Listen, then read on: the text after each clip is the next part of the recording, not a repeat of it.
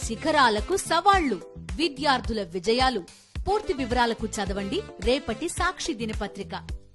తెలుగు హీరోలు తమిళ దర్శకులు అనుబంధం ఈనాటిది కాదు, ఎన్నో ఏళ్లుగా కొనసాగుతోంది. ఒక దశలో తెలుగు ఇండస్ట్రీలో వారి డామినేషన్ కూడా కనిపించింది.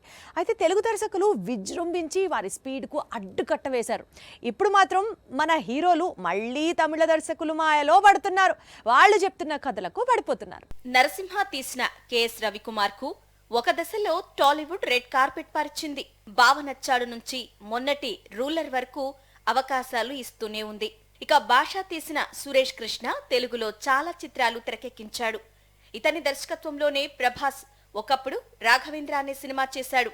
ఇలా టాలీవుడ్ బాక్స్ ఆఫీస్ ను రోల్ చేసిన కోలీవుడ్ డైరెక్టర్స్ గురించి చెప్పుకుంటూ వెళితే ఎపిసోడ్ మొత్తం కూడా సరిపోదు, అంతమంది ఉన్నారు. ఇప్పుడు ఇదంతా ఎందుకంటే చాలా కాలం తర్వాత మళ్లీ తెలుగు హీరోలు తమిళ దర్శకులు రాస్తోన్న కథలకు అట్రాక్ట్ అవుతున్నారు.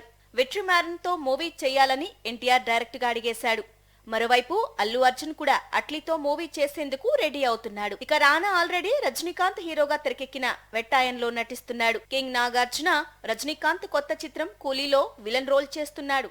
నేచురల్ స్టార్ నాని కూడా తమిళ దర్శకుడు సిబితో వర్క్ చేసేందుకు ఆసక్తిగా ఉన్నాడు. రౌడీ విజయ్ దేవరకొండ కూడా వచ్చే ఏడాది ఓ యువ తమిళ దర్శకుడితో స్ట్రైట్ ఫిలిం చేసేందుకు సిద్ధమవుతున్నాడు. ఇక అన్నిటికంటే పెద్ద కాంబినేషన్ శంకర్ మేకింగ్ లో Ram Charan already game changer అనే మూవీ చేస్తున్నాడు.